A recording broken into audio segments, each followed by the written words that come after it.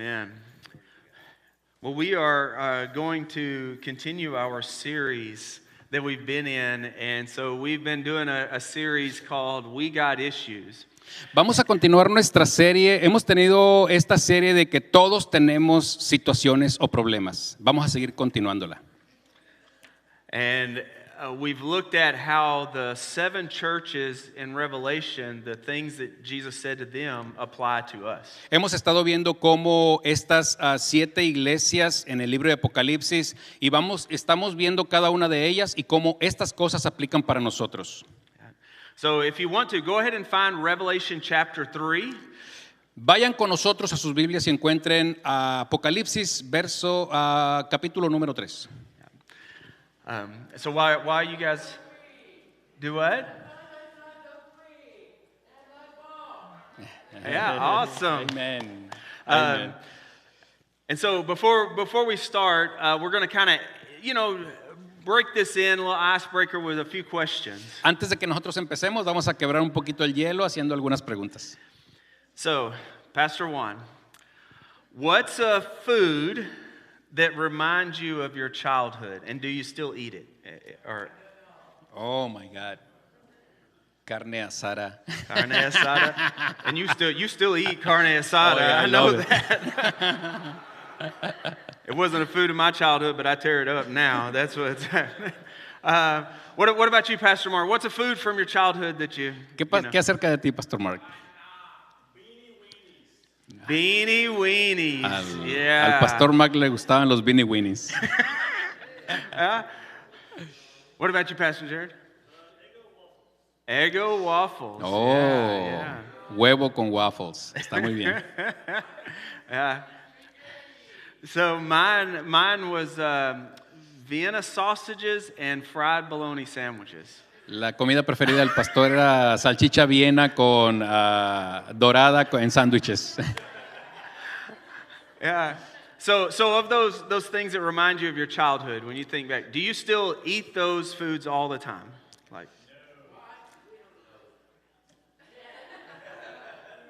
however, I don't get to eat fried bologna sandwiches all the time. It wouldn't be probably good to eat them all the time. I will say when we took a trip, where was it when we went to? We stopped in Nashville and specifically went to a restaurant that served thick-cut fried bologna sandwiches. Dice el pastor que él ya no come ese tipo de comidas, pero que dice que se detuvo en su viaje y allí vendían unos corte delgado de ese el sándwich de mortadela con corte delgado. It was delicious. Estaba delicioso, dice. By the way. So here's another question. What's a food that you know is not really healthy to eat, but you still eat it anyway? Carnitas. That's a fried pork. Yeah. What about you, Pastor Mark? Oreos. Yep. That's great. That is great. What about you, Pastor Jared? Little Debbie's. Oh, man. Little Debbie's.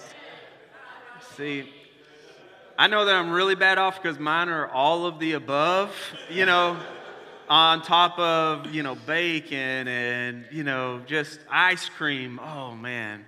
I could eat ice cream every night, Sí, el pastor dice que él podría comer nieve todas las noches. Dice que él sabe que es malo para su salud, pero como quiera se lo come. So one more, I didn't have it on the list. What's something that, a food that looks like it was good to eat, but then when you ate it, it didn't taste like what you thought, and so you... That one's, I sprung that. I did let them have the questions beforehand, but I sprung this one on us. Yeah. When I came here, I been into the restaurant and says chicken fried steak, and I think, wow, it's a chicken breast with breaded around it, and I've been imagining it was delicious, and I found it was a composition of meat, and that's gonna be. It was a big deception to me. Okay, yeah.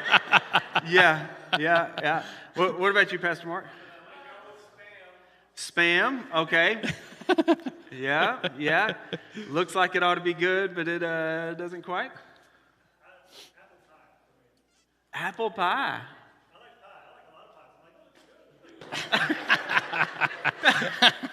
Apple pie.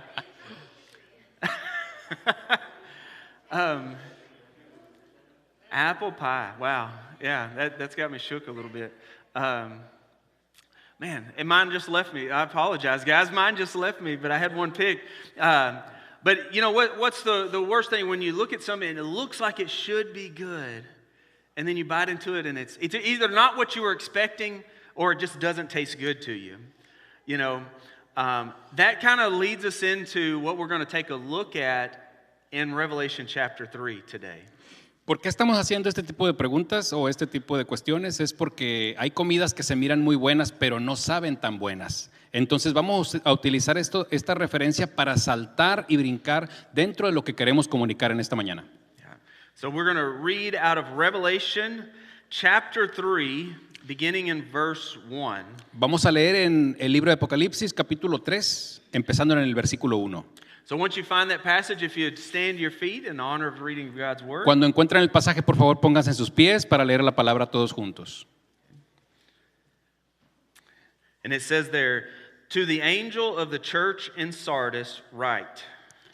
Escribe al ángel de la iglesia en Sardis. The one who has the 7 spirits of God and the 7 stars says, El que tiene los 7 espíritus de Dios y las 7 estrellas de Dios dice, I know your works. yo sé tu trabajo. You have a reputation for being alive, but you are dead. Tienes una reputación de que estás vivo, pero estás muerto. Be alert and strengthen what remains. Quédate alerta y fortalece las cosas que están por morir, Which is about to die. que están por morir. For I have not found your works complete before God. Porque no he encontrado tu testimonio completo delante de la presencia de Dios. Remember, therefore, what you have received and heard. Recuerda, por tanto, de dónde has caído. Keep it and repent. Manténlo y arrepiéntete. But if you are not alert, I will come like a thief, Pero si no estás alerta, vendré como ladrón. and you will have no idea what hour I will come against you. Y no vas a saber a qué hora yo voy a venir en contra tuya. But you have a few people in Sardis Pero tienes unas pocas gentes en Sardis who have not defiled their clothes, que no han ensuciado sus ropas and they will walk with me in white, y están caminando conmigo con sus vestiduras blancas, because they are worthy. porque son dignos. In the same way, Y de la misma manera, the victor will be dressed in white clothes, los victoriosos serán vestidos en ropas blancas. and I will never erase his name from the book of life, Y nunca borraré su nombre del libro de la vida. but will acknowledge his name before my Father and his angels. Y declararé su nombre delante de mi Padre y sus santos ángeles. And anyone who has an ear should listen to what the Spirit says to the churches. Todo el que tenga oído para oír, oiga lo que el Espíritu dice a las iglesias. Let's pray. Vamos a orar. Father, thank you for this time. Thank you for your word. And God, I pray that as we study it and we look at it today, that we'll see how it applies to us and that we will follow you, make adjustments where necessary so that we can honor and glorify you. In Jesus' name, amen. Amen. Amen. You guys can be seated. So, the city of Sardis had some things that are unique about it. La ciudad de Sardis tenía unas cosas muy únicas. On the north side of the city, it had a small mountain range that's called an acropolis, where it was sheer cliffs. En el lado norte de la ciudad tenía unas montañas y tenía unos altos en las montañas. They built the original city up in those cliffs. Y originalmente la ciudad estaba construida en esos lugares altos. And it was a sign that this city was extremely prosperous, extremely luxurious. Y era obvio que esta ciudad era muy próspera y muy lujosa. And so they were a city in the cliffs, or a city in the clouds. Entonces era una ciudad en los lugares altos. But what happened to Sardis was it started to lose its political power because it became where it wasn't the capital city of the nation anymore. Pero la ciudad de Sardis estaba perdiendo el poder político y poco a poco dejó de ser esa ciudad. And so they moved the city down on the plain below the cliffs. Movieron entonces la ciudad de los lugares altos a lugares planos. But the cliffs, or the mountain range, the small mountain range, protected them from any kind of attack from Pero the north. de igual las alturas donde estaba sentada la ciudad la protegía de los ataques del enemigo. And so the city looked at what we call the Acropolis, the cliffs that were on the north, as a sign of their safety, their security, their protection, and their prosperity. Entonces la ciudad, cuando veían los lugares altos donde estaba sentada, se veía como una ciudad próspera, como una ciudad protegida, como una ciudad segura, pero ya no era ese tipo de ciudad. And the city also had, so that's on the north side of the city, the north, the northeast, and the northwest. So on the north side of the city, you had the mountain range. Entonces eso estaba en el lado norte de la ciudad, lado noreste de la ciudad. And that mountain range made it almost impossible for the city to be attacked from the north. Y ese lugar alto, esa montaña, hacía imposible que la ciudad fuera atacada. But then on the other side of the city, they had these great burial mounds. Pero en el otro lado de la ciudad, o sea, en el lado sur, tenían montañas cuando entierran la gente. And so they were known as the city of a cemetery of 1,000 hills. Entonces se conocía como la ciudad de las 7,000 tumbas.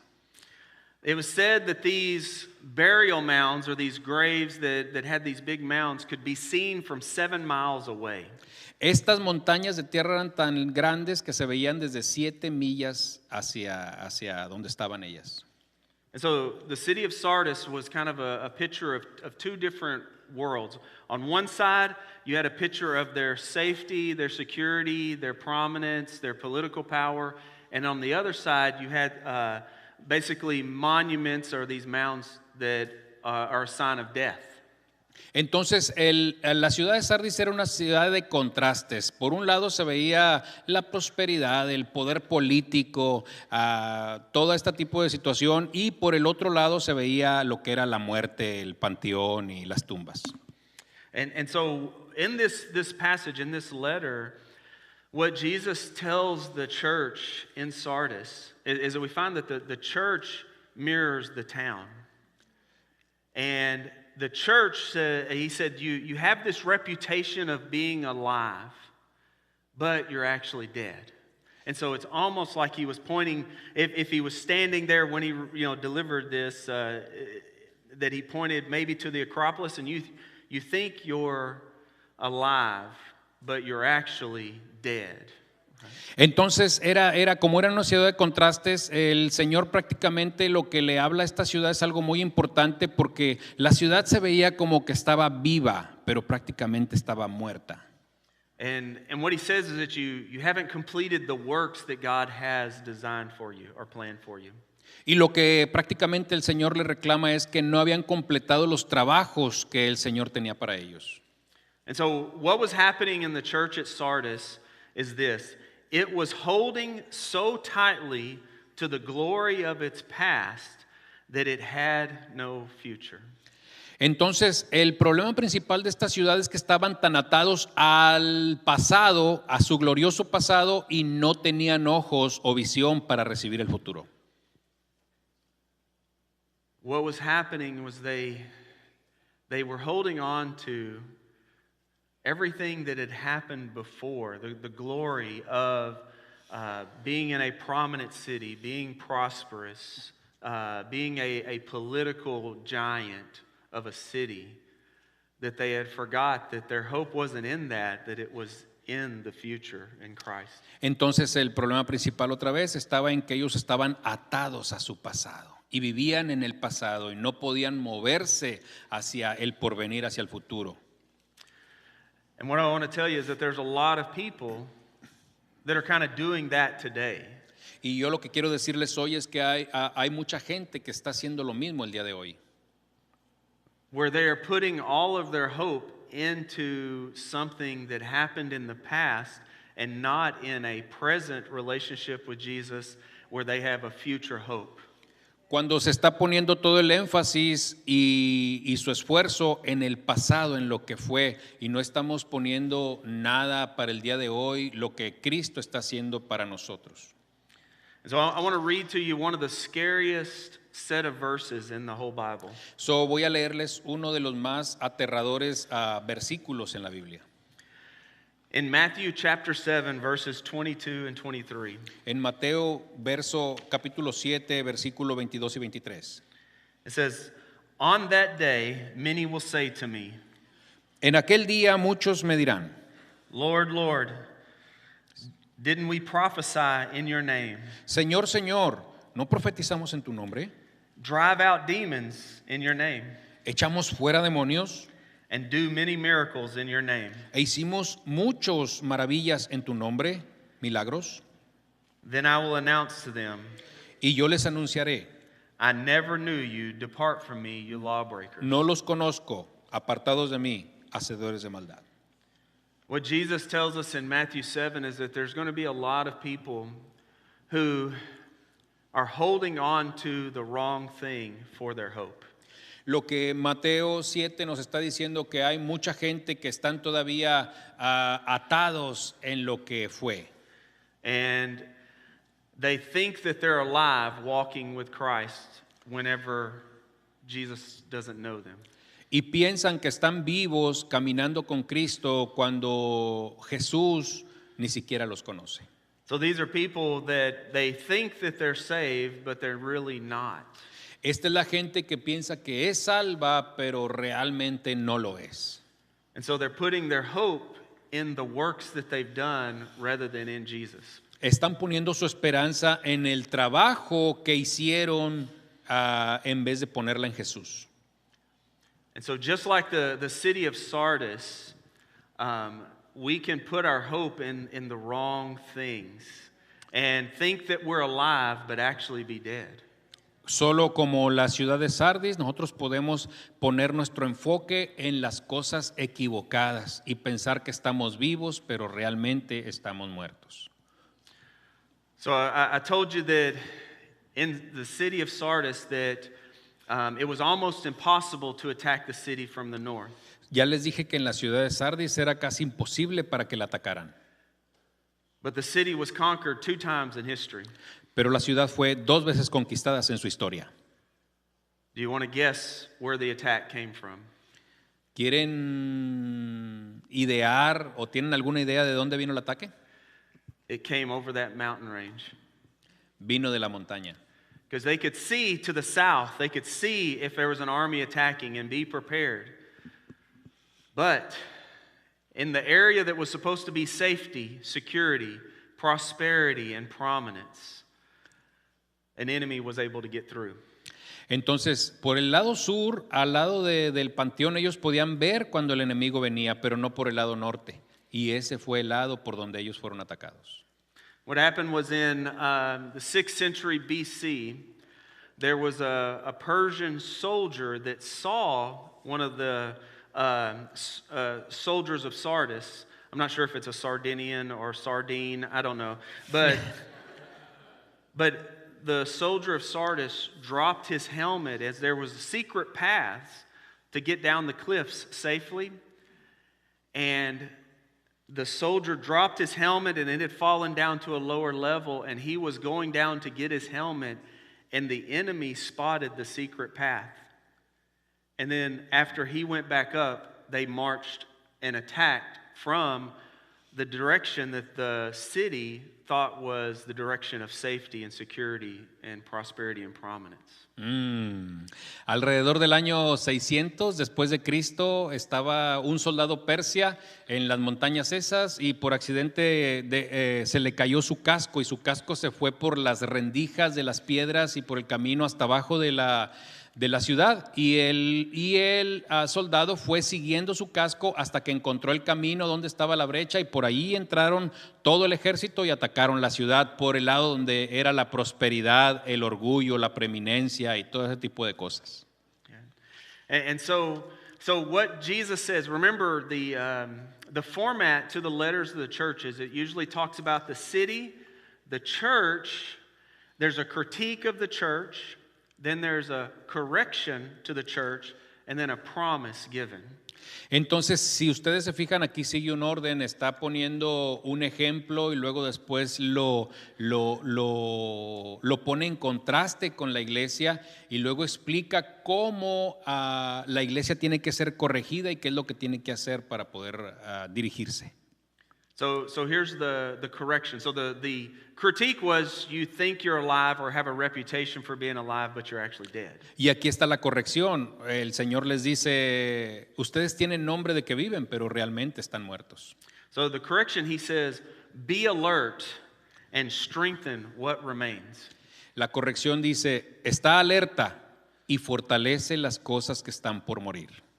Another way of saying that is, literally it translates as wake up and be literally thankful for what you have right now. Y lo que la palabra se refiere, cuando tú te vas a la raíz, lo que quiere transmitir te está diciendo, despiértate, levántate, está alerta. And he says, remember what you've been given and what you have heard. And he says, keep them and repent. Y dice, recuérdate de lo que se te ha dado. Dice, manténlo y arrepiéntete. 3 pasos simples. And so for us, an application is, in the American church, a lot of times we talk about the good old days.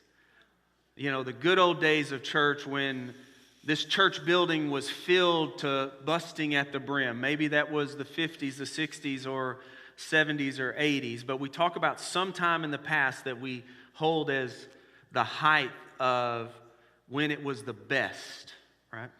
Y para la aplicación de la iglesia sería, nosotros estamos siempre viendo la historia de nuestra congregación, de nuestra iglesia, y decíamos, nos recordamos en los 50, 60, cuando este edificio estaba lleno de gente, cuando estaba rebosante, cuando había abundancia, dice, y seguimos ahí, seguimos atorados, atascados en ese pensamiento y en ese sentir.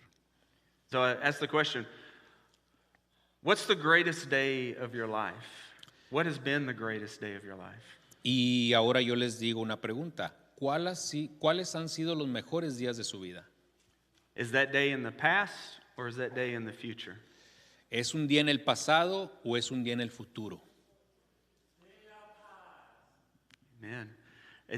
And we know that if sometimes we get so focused on the past and we talk about that was the greatest day of my life, that we don't leave a spot for there to be a new greatest day of my life tomorrow. Y muchas de las veces siempre estamos tan enfocados en los mejores días de nuestro pasado y no podemos ver los mejores días de nuestro futuro que están por venir. And so when we look at the application of this correction, he says, wake up.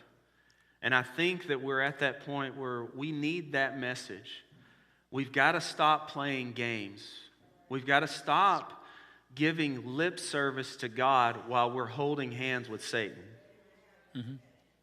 Entonces tenemos que estar alertas constantemente, tenemos que sacar todo lo que sea de Satanás de nuestras vidas y tenemos que ir de la mano con Jesús, e ir caminando con Jesús constantemente en nuestras vidas.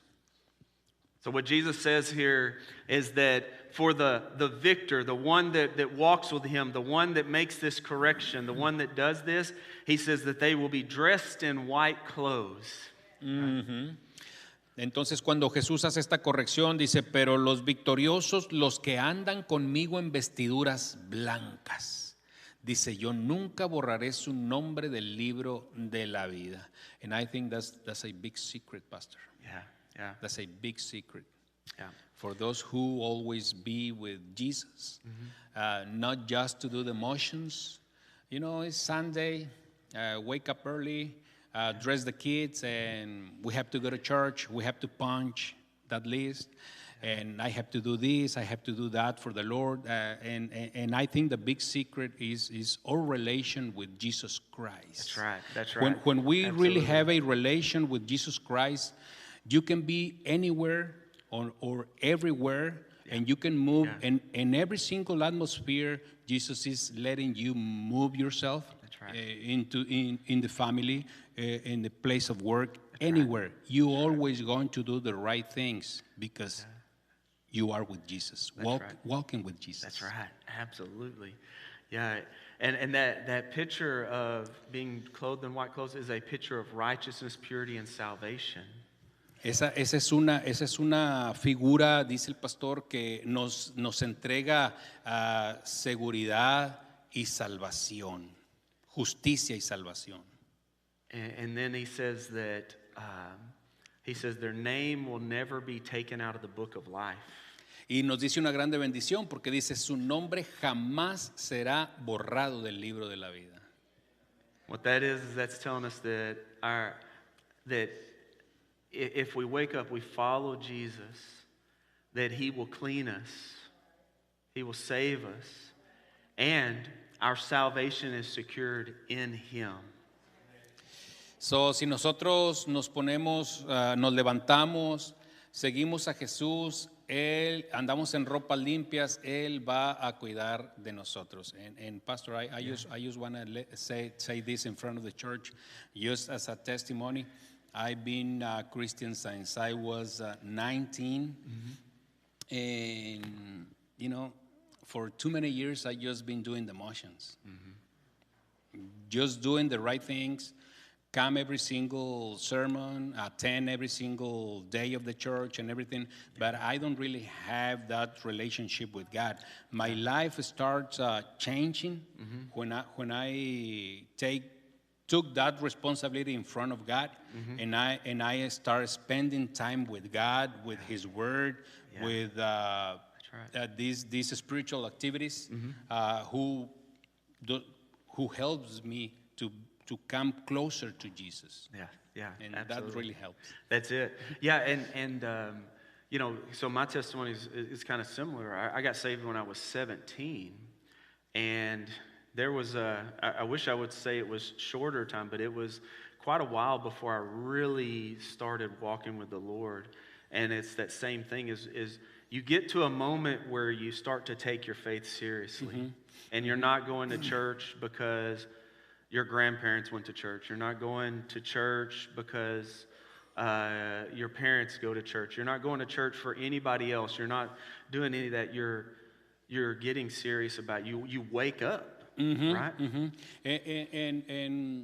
And through those years, I've been attending, for example, revivals, retreats, and those things helps, and I push that agenda because it really helps. Yeah. But it helps you for a little bit.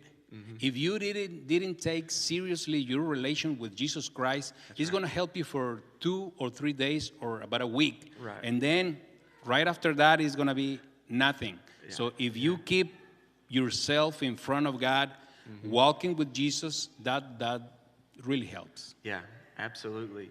And so some of you, the stuff that we're kind of sharing is your story, or at least part of your story. Some of you, you've been saved. You've said a prayer, but you really haven't owned it. You're not really, walking with the Lord at the moment. Now, you may be very religious, and you may be a faithful attender of this church.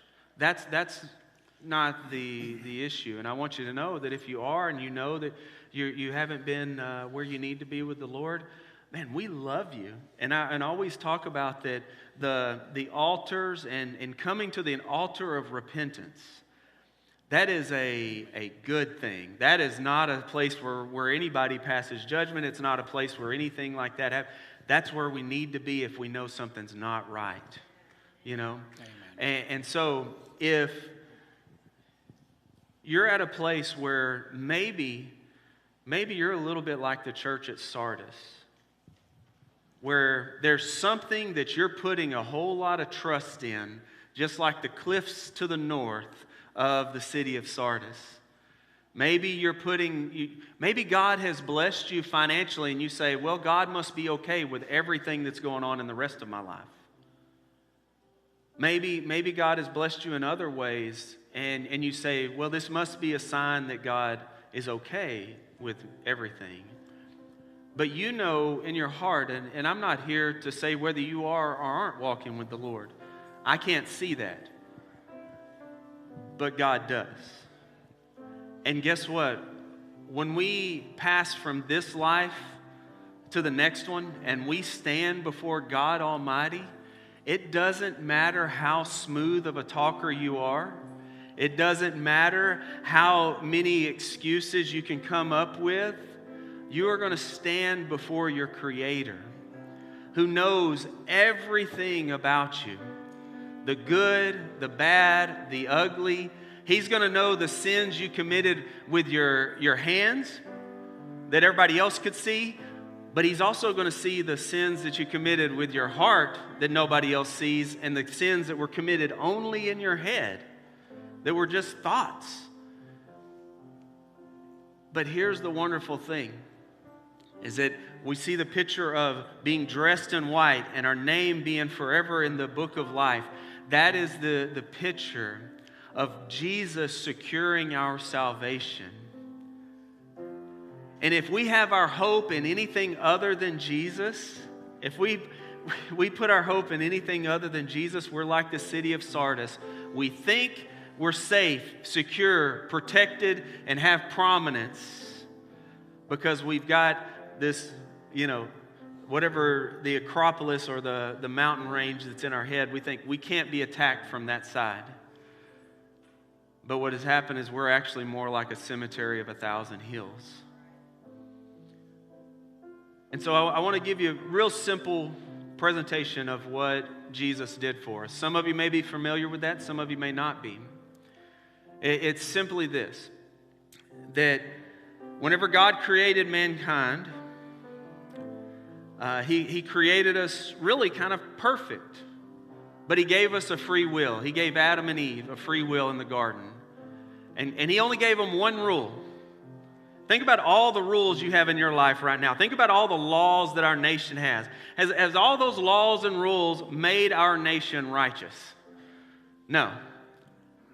But God had one rule in the garden. You can eat of anything you see except for one tree. And what Adam and Eve demonstrated is something that all of us have demonstrated in our life as well, is that we have a bent to want to go to the direction that God has told us not to go. And so they ate and they sinned. And the definition of sin is when we break God's rules, God's law. He gave us a little clearer picture of that in the Ten Commandments. And if we go down through the Ten Commandments, we would all find that we've broken many of them. How many of them do you have to break before you're a lawbreaker? The answer is one, just one. That sin that all of us have committed has put a distance and hurt the relationship that we have with God, meaning that we can't be in full fellowship with God in relation to Him. It means because of that separation that we would be separated for all of eternity in a place called hell. But God loved you enough that He said, I know that they're not going to get it right. He says, I know that Rick's not going to get it right. I know that Juan's not going to get it right. I know that Mark's not going to get it right. Jared's not going to get it right. And you could put your name in there. He said, but I love them so much. And He says, He loves you so much. He says, I'm going to send my Son. And so Jesus, who is God in the flesh, followed all of God's laws perfectly in His life. He was the only one that's ever lived that didn't deserve to die because of his sin. But what He did was willingly, freely, and out of love, He was crucified in your place, where He took upon Himself the penalty that we deserved. And all that he asks is that if we put our trust in him for our salvation, that all of our sin is paid for. Because really, when we get down to the end, all salvation and everything else is really about is who's going to pay the penalty of your sin. Who's going to pick up the tab? If it's you, you can say that. You have that freedom. God will honor the free will that he gave you. And if you say you don't want to have nothing with God, you want to reject Jesus, that's okay. God will let you do that. But you have to understand what that means. That means that you will spend an eternity separated from him, because he's a gentleman. He's not going to force you to spend eternity with him when you don't want to. But he gives us a choice. And if we decide we want to follow God, we want to be back in relationship with God, we have to trust that what Jesus did on the cross is good enough. It's not how good you are. It's how good he is. Amen. And if you have in your mind that you could tell God, well, I'm a pretty good person. You pass from this life, you stand before God, and God says, why should I let you into my heaven? If your answer to that question is, I'm a pretty good person, I've done some good things in my life, you could say that. It's not going to be good enough because of this reason. How many sins have you also committed in your life? And if it was a works-based thing, how many sins does it take to offset? I mean, how many good works does it take to offset a sin? But let's just test to see if we're good enough real quick. All right? If you've ever told a lie before, raise your hand. Okay? All right? If you've ever stolen something that wasn't yours, you took it, you stole it, it wasn't yours. Have you ever stolen anything in your whole life? Raise your hand. All right? One of the things that Jesus said in Matthew 5:28 is if you look at he says a woman to lust after her, but it applies the other way. If you look at somebody to lust after them, you've committed adultery with them already in your heart. So how many of us have ever looked with lust? Yeah. Another one is that he tells us to treat his name as if it's sacred, to not use his name as if it's nothing. It's called blasphemy. It's using his name as a cuss word or something like that. How many of us have ever used God's name as a cuss word? Or if you've exclaimed, and something surprises you and you're just like, Jesus Christ. Well, you aren't praying, you're using his name as if it's nothing.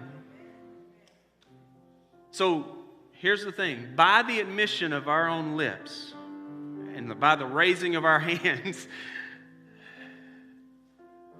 you're a lying, thieving adulterer who is a blasphemer at heart. There is not one of us in this room that falls into the good category.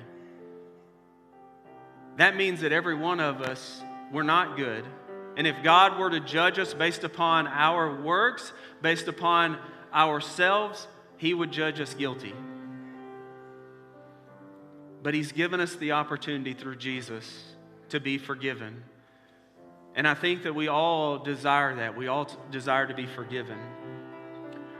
And so we're gonna pray.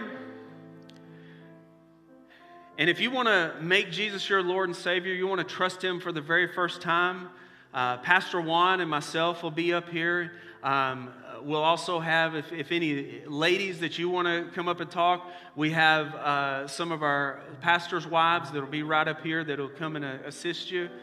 But if you've never really made Jesus your Lord and Savior, don't let this day pass. Because we don't know, this could be the last opportunity you get.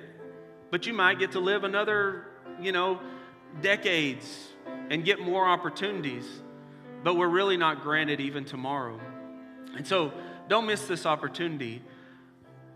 Because just like the city at Sardis, I need you to ask this question. How is my relationship with God right now? Right? Amen.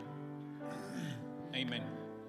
And so I'm going to, if you want to share or I have a very good friend of mine, and he was destroyed once, I remember. And he spoke to me and says, Juan, I need you to go with me and talk to my brother about it. His brother, families, it was falling apart.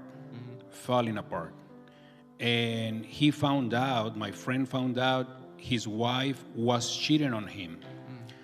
But he didn't have enough courage to tell him. So that's why he told me, hey, come with me because I want to let him know. Yeah. So we went to a place, and he started talking about every single wrong thing he's been doing in his life and about his family. And he was crying, and he just answered to his brother, why you didn't tell me before? So I'm seeing this, Pastor, like a great opportunity. Yeah. We're not focused to judge anything or no one, That's right. because we all sinners. Yeah. But this is a great opportunity. My grandfather used to say, while is life, is hope. If you are alive, you have hope. That's right. So That's right. if Jesus come to you